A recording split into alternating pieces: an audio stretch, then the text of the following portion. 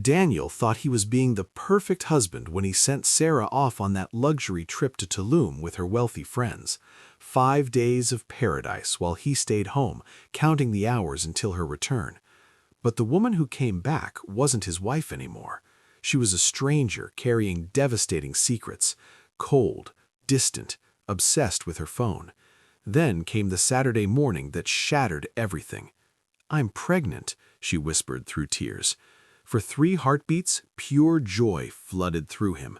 Finally, after years of trying, they were going to be parents. But then 4 words destroyed his world. "It's not yours." While he'd been home cooking dinner and missing her, Sarah had been having an affair with Marcus Reynolds, her best friend's husband. The betrayal didn't just destroy one marriage, it detonated 2 families, leaving wreckage in its wake. What followed was a brutal journey through rage, manipulation, and desperate reconciliation attempts. But some betrayals cut too deep to heal.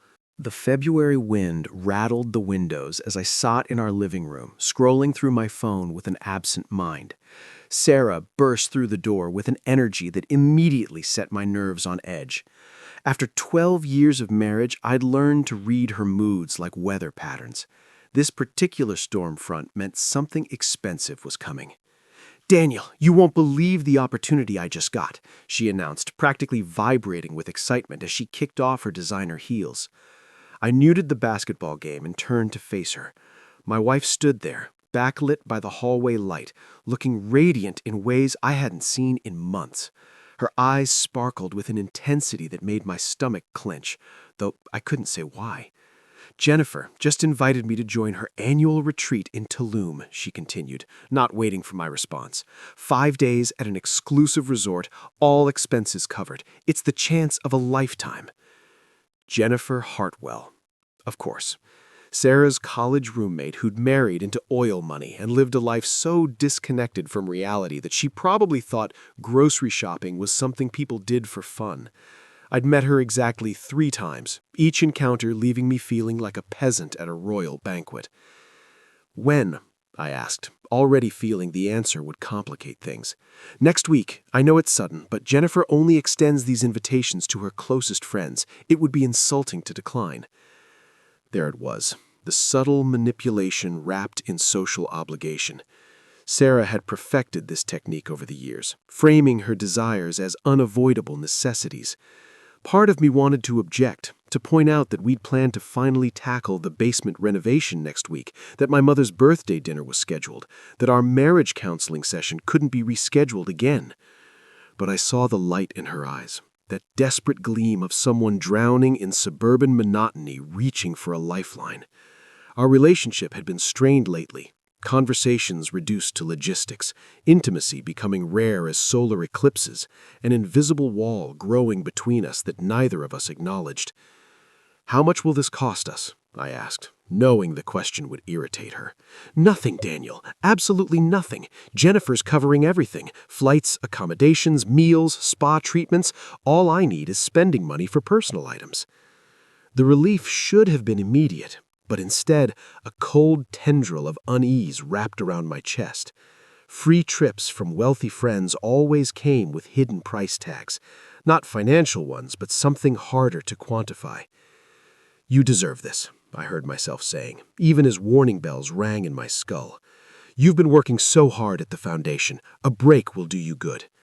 Her face lit up, and she crossed the room to kiss my cheek, a gesture so mechanical it felt rehearsed. "Thank you for understanding. I knew you'd see how important this is." As she disappeared upstairs to start planning, I sat in the growing darkness of our living room. The basketball game had ended without me noticing. Outside, the February wind continued its assault on our house, and I couldn't shake the feeling that something fundamental was about to shift. In hindsight, that instinct was the universe's way of preparing me for the earthquake that would split my life into before and after. I should have trusted it. I should have asked more questions. But love makes us blind, and I was about to discover just how catastrophic that blindness could be. The next week unfolded like a military operation. Amazon boxes multiplied in our entryway like rabbits. Swimsuits, sundresses, sandals, cosmetics. Sarah transformed into a whirlwind of preparation, spending hours coordinating outfits and researching Tulum hotspots. Our credit card took beating after beating, but each time I winced at a notification, I reminded myself it was temporary. Thursday night, I found her in our bedroom surrounded by open suitcases, trying to compress her entire wardrobe into 2 bags. She'd booked hair appointments, nail appointments, even something called a pre-vacation glow treatment that cost more than our monthly electric bill. "Need help?" I offered from the doorway. She glanced up, makeup already perfect despite the late hour. "I think I've got it under control, just trying to decide between the blue maxi dress and the coral one." "Bring both," I suggested, though they looked identical to my untrained eye. She smiled, genuinely this time, and for a moment I saw the woman I'd married, the girl who used to laugh at my terrible jokes and fall asleep with her head on my shoulder during movie nights. When had we lost that? When had our marriage become this hollow performance of domestic partnership? "Daniel," she said suddenly, her tone shifting, "thank you for being supportive about this trip. I know things haven't been perfect between us lately." My throat tightened. This was the opening, the moment to have the conversation we'd been avoiding for months, to talk about the distance, the coldness, the feeling that we were roommates rather than lovers. "Daniel," I began, but she cut me off.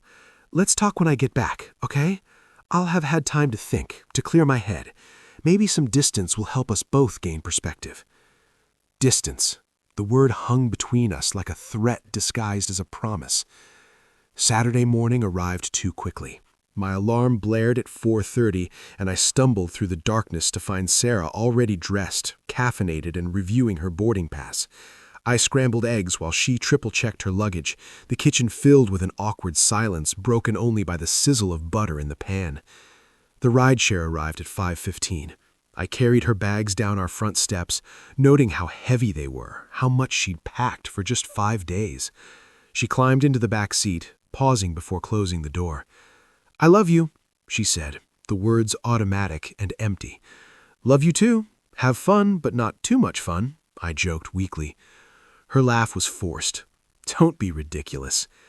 As the car pulled away, taillights disappearing into the pre-dawn darkness, an irrational urge seized me, to chase after the vehicle, to pound on the window, to beg her not to go. Instead, I stood on our quiet suburban street in my pajama pants and coat, watching my wife vanish into the morning mist. The house felt cavernous when I returned. I made coffee I didn't want and sat at our kitchen table staring at her empty chair. 5 days, 120 hours. It seemed both impossibly long and dangerously short. I had no way of knowing that when Sarah returned, everything I believed about our marriage would be reduced to ashes. The countdown had begun, and with each passing hour, I was walking closer to the edge of a cliff I couldn't see. The first day alone felt like freedom. I ordered pizza, loaded with toppings Sarah hated, watched sports without apologizing, and enjoyed the simple pleasure of making 0 compromises. The house stayed messy, the dishes piled up. I left the toilet seat up because nobody was there to complain. But by nightfall, the silence became oppressive. I wandered through rooms that suddenly felt too large, touching surfaces that Sarah had arranged, straightening picture frames she'd hung. Our home was filled with her presence, even in her absence, and I realized how much of my daily routine revolved around her rhythms. That evening, my phone buzzed with a video call. Sarah's face filled the screen, sun-kissed and glowing against a backdrop of turquoise water and swaying palms. She looks transformed, younger somehow, more vibrant than I'd seen her in years. "Hey, stranger," she said, her smile wide and genuine. "Just wanted to show you paradise." Behind her, I could see the infinity pool, the pristine beach, the kind of luxury that existed only in travel magazines and hedge fund manager vacation homes. "Looks rough," I deadpanned. "Really suffering down there." She laughed, spinning the camera to give me a panoramic view. "The villa is incredible, Daniel. Jennifer wasn't exaggerating. There's even a personal chef who makes breakfast every morning." We talked for 15 minutes, surface-level conversation about the weather, the flight, the resort amenities. but something felt off. Her eyes kept darting away from the screen, and twice she cut me off mid-sentence to respond to something happening off camera. "Is everything okay there?" she asked, though her attention seemed divided. "Yeah, living the bachelor life. Pizza for dinner, sports all night, nobody to tell me what to do." "Sounds like heaven for you," she replied, but her tone carried an edge I couldn't quite identify. Resentment? Guilt? Something else entirely? Before I could probe deeper, voices erupted in the background. Laughter, music, the unmistakable sound of a party ramping up. Sarah glanced over her shoulder, her expression shifting to something I didn't recognize. "I should go," she said quickly. "The girls are heading out for dinner. I'll call you tomorrow, okay?" The connection ended before I could respond, leaving me staring at my reflection in the darkened screen. The pizza sat cold and congealed on the coffee table, suddenly unappetizing. Over the next 3 days, a pattern emerged. Sarah would call late afternoon, each time looking more polished than the last, professional makeup, styled hair, outfits that seemed designed for photography rather than beach lounging. Her stories became vaguer. We went out, had some drinks, explored the town. No specific details, no funny anecdotes, none of the effusive storytelling that usually characterized her vacation recaps. And then there were the shadows. On the second call, I could have sworn I saw a male figure cross behind her. When I mentioned it, she laughed it off as resort staff. On the third call, I heard a deep male voice in the background, close enough to be in her room, but she claimed it was the television. My gut twisted with each evasion, each deflection, each too bright smile that didn't reach her eyes. Something was happening in Tulum, something she didn't want me to see. But I swallowed my suspicions like bitter medicine, telling myself I was being paranoid, that I trusted my wife, that 12 years of marriage meant something. I was wrong on all counts. I spent Wednesday morning cleaning the house with obsessive intensity, vacuuming, dusting, scrubbing the bathroom until it gleamed. I picked up flowers from her favorite shop, white roses, because she'd once mentioned they reminded her of our wedding day.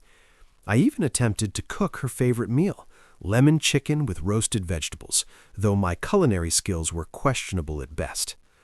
Sarah's flight was due at 6:30. I arrived at the airport an hour early, clutching the flowers like a teenager on prom night. Around me, other people waited with similar anticipation. Parents expecting children home from college, couples reuniting after business trips, families complete once more. When passengers finally began emerging from the security checkpoint, I scanned each face eagerly. Then I saw her. Sarah walked through those doors like a stranger wearing my wife's face. Her skin glowed with a tan that spoke of endless beach days. Her hair fell in perfect waves around her shoulders. She moved with a confidence I didn't recognize, pulling her expensive luggage behind her while checking her phone with the other hand. I waved, calling her name. She looked up, and for just a fraction of a second, something flickered across her face. Not joy, not relief, something closer to dread. Then the mask slipped back into place, and she offered a smile that didn't reach her eyes. "Daniel," she said as she approached, accepting the flowers with mechanical politeness. "You didn't have to come all the way here." "Of course I did. I missed you." The words hung between us, waiting for reciprocation that never came. Instead, she leaned in for a brief, obligatory hug, the kind you'd give a distant relative at a funeral. No warmth, no lingering, just a contractual fulfillment of expected behavior. "Ready to go home?" I asked, forcing cheerfulness into my voice. Exhausted, actually. The flight was brutal. The drive home stretched interminably. Sarah scrolled through her phone while I attempted conversation, each question met with one-word answers or distracted murmurs. I asked about the resort, the food, the experiences she'd had. She responded with vague generalities that revealed nothing. "Did you get to see the ruins you mentioned wanting to visit?" No, didn't have time."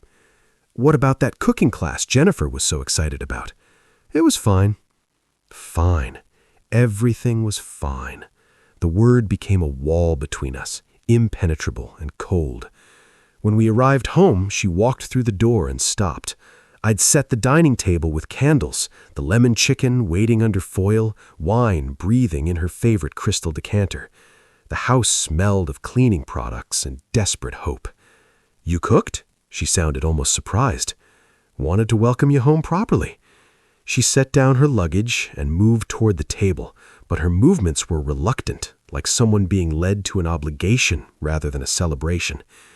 We sat, we ate, we made small talk that felt like chewing glass.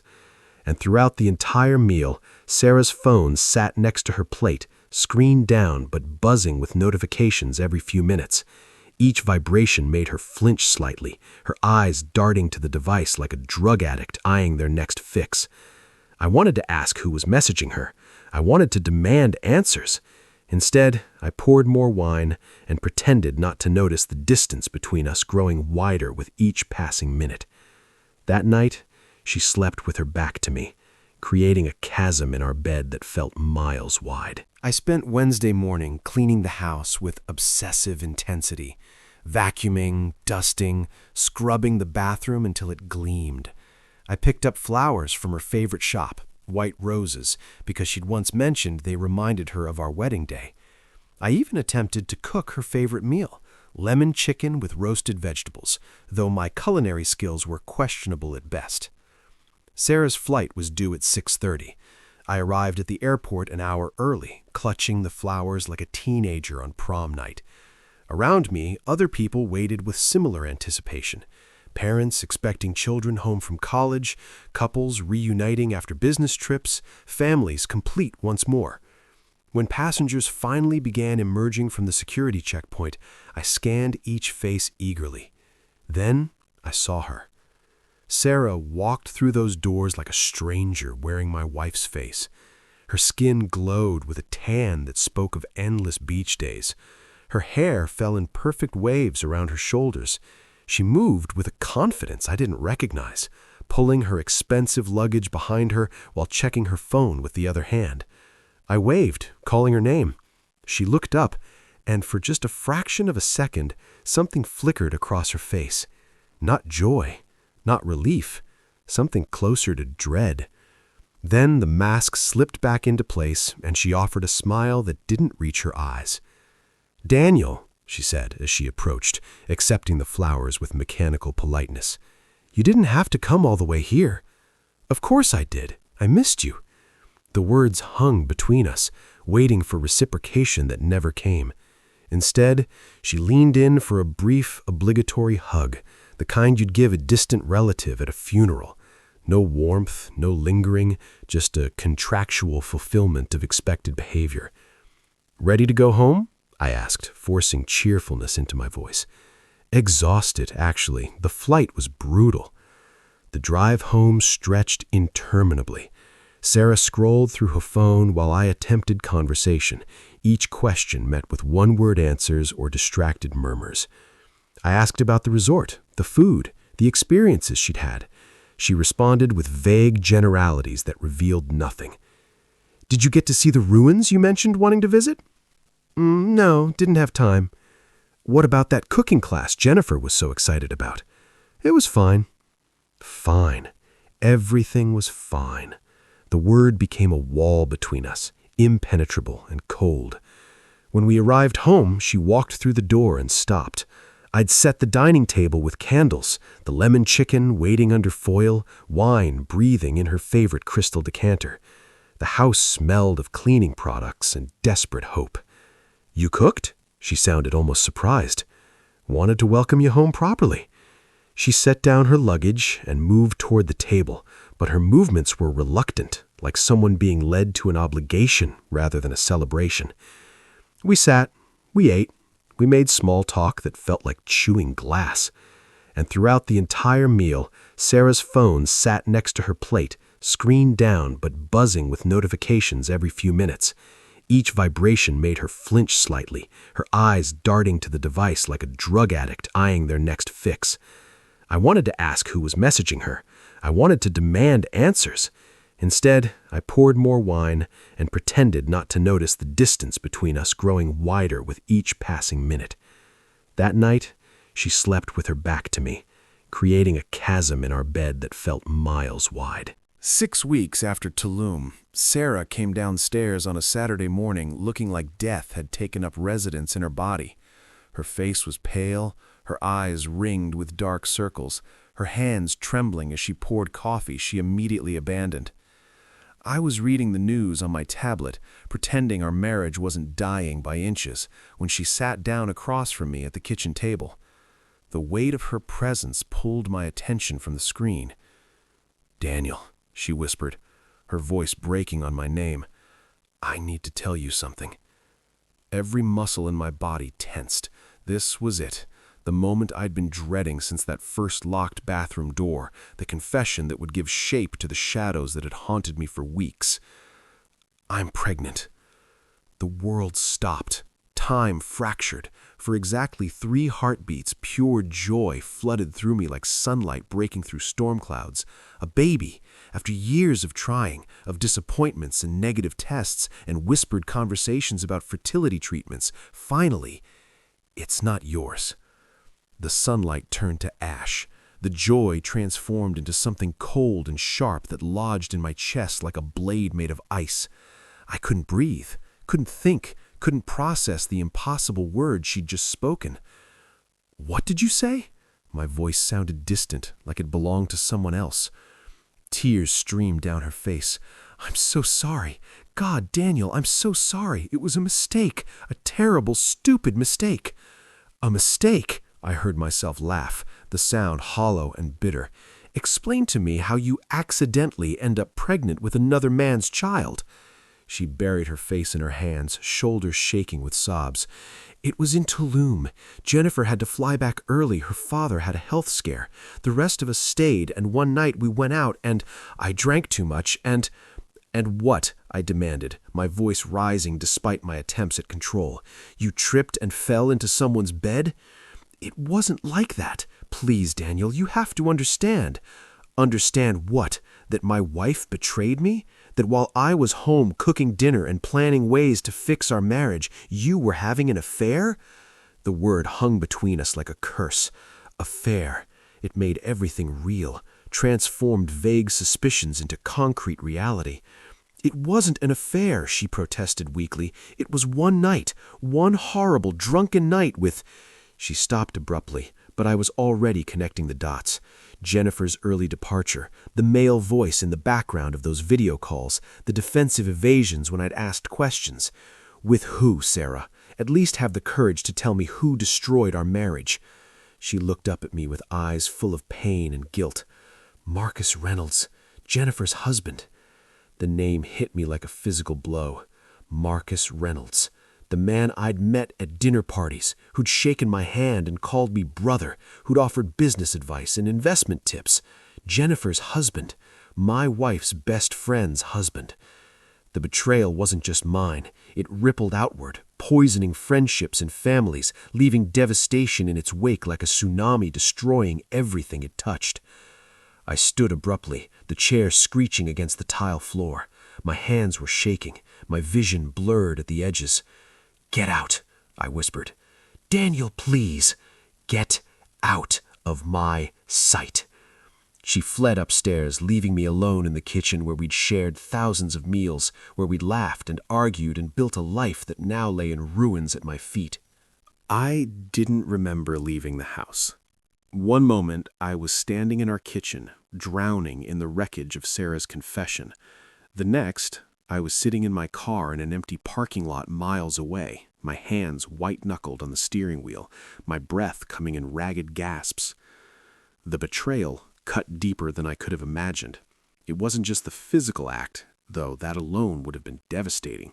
It was the calculation behind it, the lies, the way she'd looked me in the eye over FaceTime while keeping this poisonous secret. The months of distance suddenly made horrible sense. Jennifer. I needed to tell Jennifer. The thought crystallized through my shock. She deserved to know that her husband had betrayed her, that her best friend had stabbed her in the back. She was probably home right now, unsuspecting, believing her marriage was solid while it rotted from the inside. My hands trembled as I pulled out my phone. Jennifer's number was in my contacts from countless dinner party coordination texts. I stared at it for a full minute, my thumb hovering over the call button. This call would detonate a bomb in another family's life, but the truth was already there, lurking like a cancer. I'd just be giving it a name. I pressed call. Jennifer answered on the third ring, her voice warm and friendly. "Daniel, this is a surprise. Is everything okay?" Nothing was okay. Nothing would ever be okay again. "Jennifer, I need to tell you something, and I'm sorry. God, I'm so sorry to do this over the phone, but you need to know." The words tumbled out before I could reconsider. "Sarah told me this morning that she's pregnant. The father is Marcus." Silence. Long, terrible silence that stretched into infinity. Then, "What did you just say?"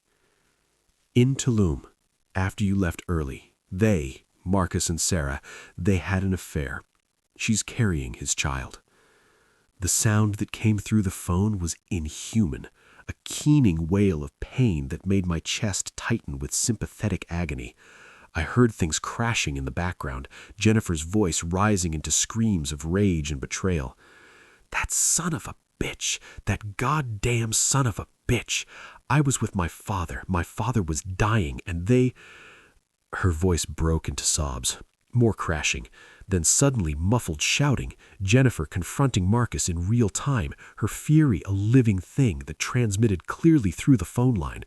Get out of my house. You don't get to stay here. You don't get to explain. You don't get anything."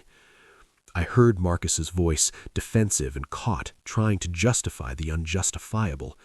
Then a door slamming with the finality of a coffin closing. Jennifer came back on the line, her breathing ragged. "Daniel, I am so sorry. God, I'm so sorry. I brought Sarah into that trip. I trusted Marcus. This is my fault."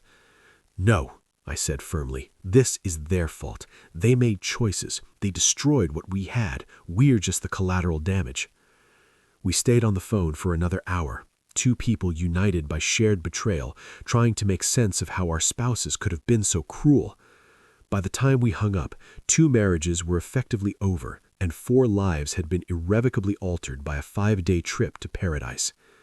When I finally drove home that evening, Sarah was sitting on the front steps, mascara streaked down her face, her phone clutched in her hand. Sarah stood as I pulled into the driveway, her body language screaming desperation. Before I could even exit the car, she was at my window, her face blotchy from crying.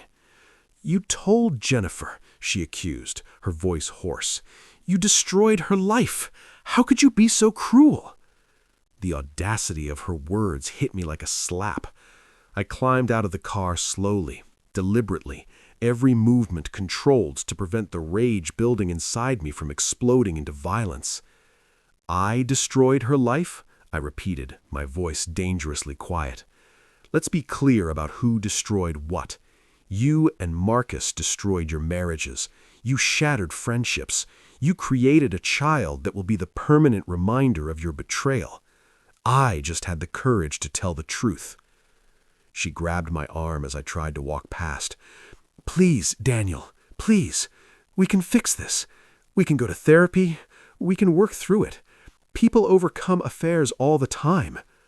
I stopped, looking down at her hand on my arm. 12 years ago, that touch would have sent electricity through my body. Now it just felt like dead weight. "Sarah, this isn't about overcoming an affair. This is about you carrying another man's child. Do you understand what you're asking? You want me to raise Marcus Reynolds' baby. You want me to look into that child's eyes every single day and be reminded of how you betrayed me." "But we could love it," she pleaded. "We could make it our own. Love can transform anything." I pulled my arm free. "No, love can't transform this. You killed whatever love we had. You buried it in Mexico and brought back this nightmare in its place." Over the next week, Sarah launched a campaign of reconciliation that would have been impressive if it hadn't been so pathetic. She cooked elaborate meals I couldn't eat. She left notes around the house professing her love and regret. She cried. God, did she cry, at all hours, in all rooms, as if her tears could somehow wash away the stain of what she'd done. One night, I found her sitting on our bed, holding a framed photo from our wedding day. We looked so young in that picture, so impossibly hopeful and naive. We were happy once. We can be happy again. That couple doesn't exist anymore, I replied. You killed them both in Tulum. I started sleeping on the couch. The bedroom felt tainted, the bed a crime scene I couldn't bear to occupy. Sarah would come downstairs in the middle of the night, standing in the doorway like a ghost, watching me pretend to sleep. Please come back to bed. Please, don't leave me alone.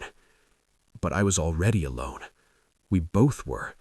The physical distance between the couch and the bedroom was just making visible the emotional chasm that had existed for months. I contacted a lawyer. Robert Chen specialized in divorce cases, and his reputation for protecting his clients was legendary. When I laid out the situation, he didn't sugarcoat anything. Document everything, he advised. Every text, every call, every interaction.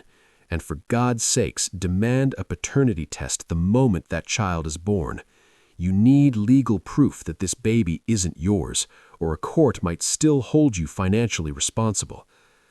The words were clinical, practical, necessary, but they made the death of my marriage feel horrifyingly real. I was preparing for war against the woman I'd once vowed to love in sickness and health, for richer or poorer, until death do us part. We just never specified what to do when the marriage died first.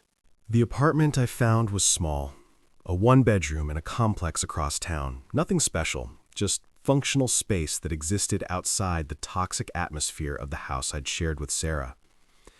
The day I signed the lease felt like exhaling after being underwater for months. Moving day arrived with brutal efficiency. I packed while Sarah watched from the doorway, her pregnant belly just starting to show, her face a mask of devastation. She tried one last time to change my mind. "Daniel, please, you're making a mistake. We can still save this." I folded the last shirt into my duffel bag and turned to face her. "The only mistake I made was trusting you. I'm not compounding it by staying." "What about the baby? Don't you want to—" "That baby isn't mine," I interrupted sharply. "That baby is the living evidence of your betrayal. I hope you and Marcus figure out how to co-parent, but leave me out of it." Her face crumpled, and she sank to her knees in our bedroom doorway. "I love you. Doesn't that count for anything?" I looked at her, really looked at her, and felt nothing but exhaustion. "You don't betray the people you love, Sarah. You don't lie to them for months. You don't carry another man's child and expect forgiveness. That's not love. That's delusion." I called for a ride share, loaded my few possessions, and walked out of the house without looking back. Sarah's cries followed me down the driveway, but I didn't turn around. There was nothing left to say. The apartment was empty when I arrived. Bare walls, carpet with mystery stains, a kitchen that smelled vaguely of old grease. It was perfect. I set up an air mattress, unpacked my duffel bag, and ordered pizza from a place I'd never tried before. That first night alone was surreal. No sounds of Sarah moving through the house. No phone buzzing with her messages. No tension crackling through the air like electricity before a storm. Just silence, broken only by the ambient noise of other tenants living their own complicated lives. I thought I'd feel liberated. Instead, I felt hollow. 12 years of marriage don't evaporate overnight, no matter how poisoned they become. Sarah's ghost lingered in my thoughts, memories of better times, of the woman I'd thought she was, of the future we'd planned that would never exist. My phone buzzed. Sarah's name appeared on the screen with a text. "Please come home. I can't do this alone." I stared at those words for a long time. Part of me, the part that loved her, that remembered our wedding vows, that still hoped for impossible redemption, wanted to respond. But the stronger part, the part that valued self-respect and dignity, knew better. I blocked her number. Then I blocked her on social media. I systematically removed her access to my life, creating boundaries that should have existed months ago. Over the following weeks, I began the slow process of rebuilding. I joined a gym and started lifting weights, channeling rage into physical exhaustion. I learned to cook simple meals for one. I established routines that belonged only to me. Morning coffee at a local cafe, evening walks through the park, weekends spent exploring parts of the city I'd neglected during my marriage. The apartment slowly transformed from a temporary refuge into something resembling a home. Not the home I had imagined when I said I do 12 years ago, but a home nonetheless. My home. Built on honesty and self-respect, rather than lies and betrayal. 6 months after leaving, I received an email from my lawyer. The divorce was finalized. Sarah had signed everything without contest, perhaps too exhausted by single pregnancy to fight, perhaps consumed by guilt, or perhaps simply accepting the inevitable. The paternity test Robert had insisted on confirmed what we already knew. Marcus Reynolds was the biological father. I didn't feel triumph when I received that final decree, just relief.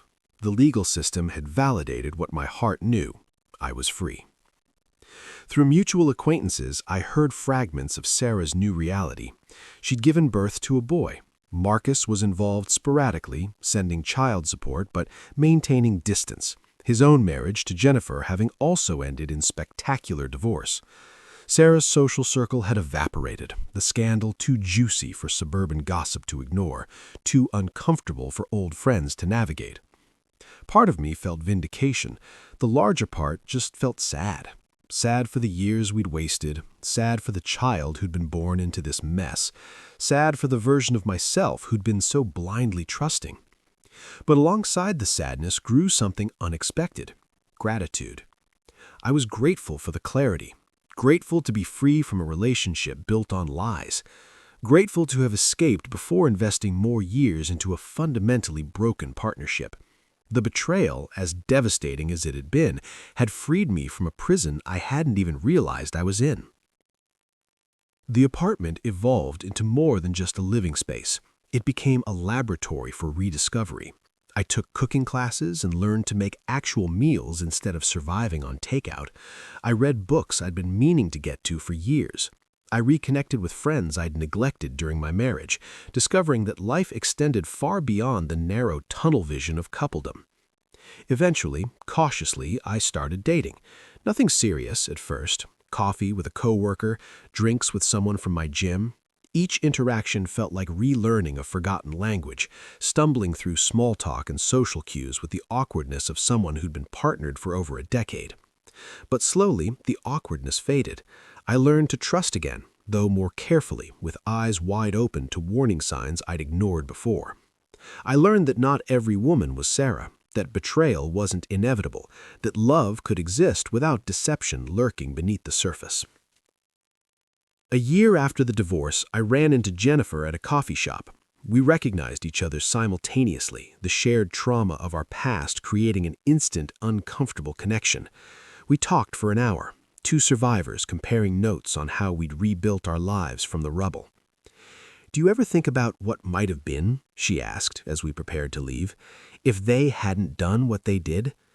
I considered the question carefully. Sometimes, but I think they did us a favor in a strange way. They showed us who they really were. Better to find out after 12 years than after 40. She nodded, understanding in her eyes. "To new beginnings, then." "To new beginnings," I agreed. Walking away from that coffee shop, I felt lighter than I had in years. The story of Daniel and Sarah was over, closed like a book I'd finished reading. But the story of Daniel, just Daniel, independent and whole on his own, was still being written. And for the first time since Sarah had walked through our door with news of Tulum, I was excited to see what the next chapter held. The phoenix had risen from the ashes, and it was time to fly.